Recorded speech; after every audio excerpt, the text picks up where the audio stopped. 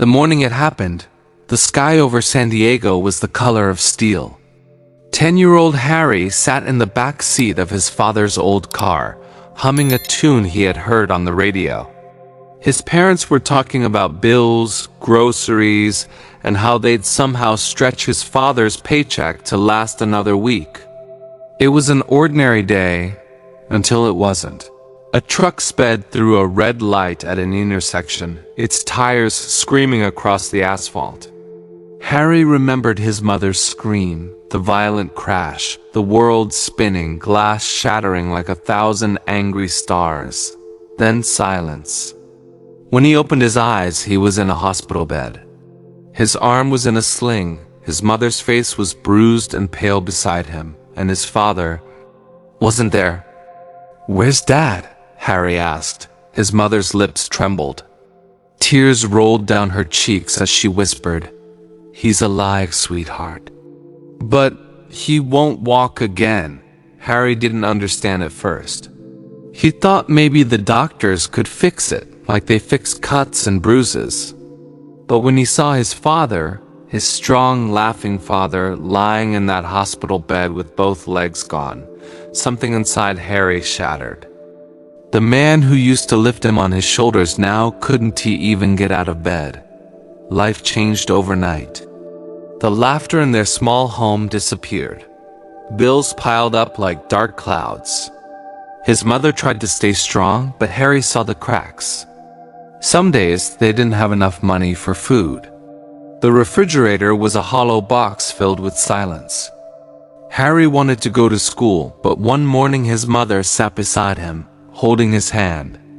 "Harry," she said softly, "we can't pay your school fees right now. Just for a while, okay? I promise I'll figure something out." He nodded, but his heart sank. School was his escape, his world beyond pain. Now that too was gone. Days turned into weeks. Harry helped his mother at home, cooked simple meals, changed his father's bandages, and tried not to cry when he heard his dad sob quietly at night. Sometimes there wasn't even bread to eat. They would drink water and go to bed hungry, pretending it didn't hurt. One evening, Harry's mother came home wearing a faded uniform and smelling of fabric dye. "I found work," she said with a forced smile. "At the hosiery factory. It's not much, but it's something." Harry hugged her, proud and grateful. Every day after that, she woke before dawn, packed a small lunch, and took the bus across town to the factory. She came home exhausted, her hands raw from folding and stitching cloth. But even then, it wasn't enough. One night, Harry overheard his parents whispering.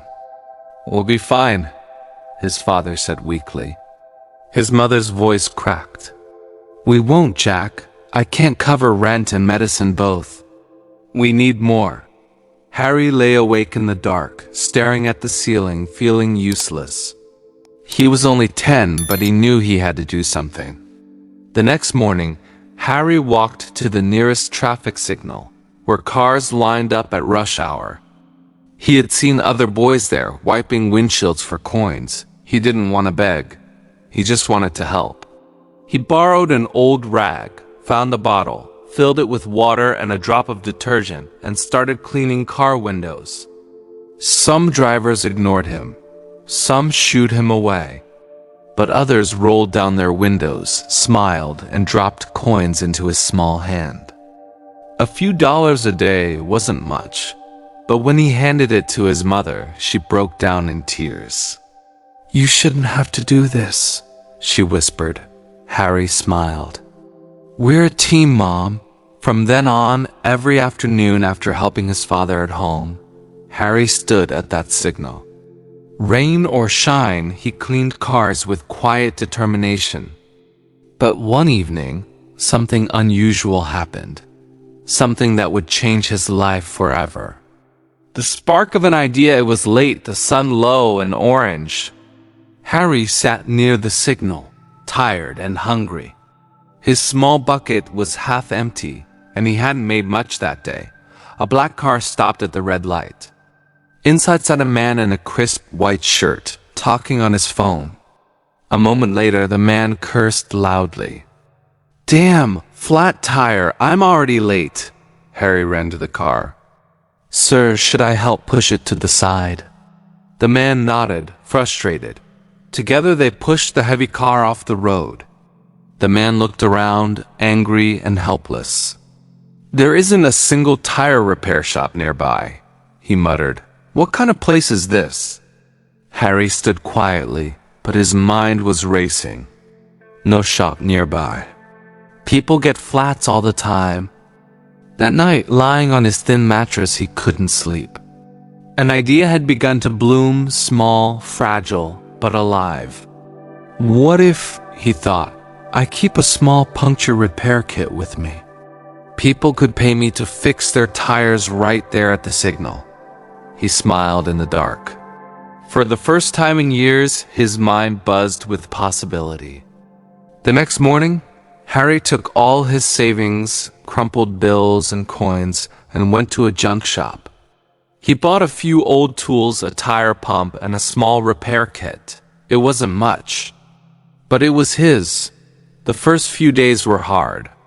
He didn't know much about fixing tires, so he watched mechanics, asked questions, and practiced on old bicycle wheels. Slowly he learned. Then one afternoon, a car stopped with a flat tire near his signal. Harry ran over. "Sir, I can fix it right here," he said confidently. The man looked skeptical. "You? A kid?" "Just give me a chance," Harry replied. 20 minutes later, the tire was fixed. The man stood amazed. "You did this by yourself?" Harry nodded, wiping sweat from his forehead. The man smiled and handed him a $50 bill. "Keep it. You've got skill, son." That night, Harry's mother found him counting the money, eyes shining. He told her everything about the flat tire, the idea, and his dream to start his own service. She looked at him, proud and tearful. "Your father and I may have lost a lot, Harry," she whispered, "but we didn't lose you. And you're our hope." Word spread quickly. Drivers began stopping by the signal, calling out, "Hey, is the young tire guy here?" Harry started earning enough to buy better tools, a small tent for shade, and even a second-hand bicycle to carry his equipment. He named his little roadside service Harry's Quick Fix. Every day he worked harder, learning more, improving, and saving every penny he could. Sometimes his hands would bleed from handling metal and rubber all day, but he never complained. He had a goal now, to build something real, something lasting. Years passed. Harry grew from a skinny, hungry boy into a young man with calloused hands and unbreakable spirit. His mother still worked at the factory. His father, in a wheelchair, managed the accounts and paperwork from home. One evening, Harry came home smiling. "Mom," he said, "I'm going to open a shop." Her eyes widened. "A shop? Our own?" He nodded, showing her a folded piece of paper, his business license. It wasn't big, but it was official. With the money he had saved and a small loan from a kind local mechanic, he rented a small corner space beside the main road. He painted the sign himself, "Harry's Tire and Auto Service. We fix what stops you." The day it opened, his parents stood proudly outside, tears in their eyes. People from the neighborhood came by to wish him luck. Even the businessman who once gave him $50 showed up, handing him a brand new tool set. "I told you, kid," the man said with a grin. "You've got skill." Harry's business flourished. He expanded from fixing flats to offering full car maintenance. His honesty and hard work earned him loyal customers, taxi drivers, delivery vans, even local police vehicles. He trained other poor boys like himself, teaching them how to repair tires and engines. "I can't give you money," he'd tell them, "but I can give you a skill that will feed you forever." By the time he turned 25, Harry owned a full showroom, a bright, glass-walled auto service center with his name on the front. His father, now older but smiling, managed accounts from a small office inside. His mother finally quit her factory job. One evening, as the sun dipped below the horizon, Harry stood outside his showroom, watching cars pull in and out. He remembered the boy at the signal, hungry, dirty, scared, and smiled softly. His mother joined him, resting a hand on his shoulder. "You did it, Harry," she whispered. "You fixed more than cars. You fixed our life." Harry looked up at the glowing sign, his name shining against the evening sky, and said quietly, "No, Mom, we did." Years later, when local journalists came to interview him, they asked, "What's your secret, Harry?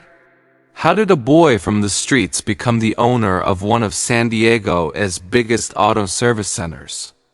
He smiled and said, "My father lost his legs, but I refused to let that be the end of our road.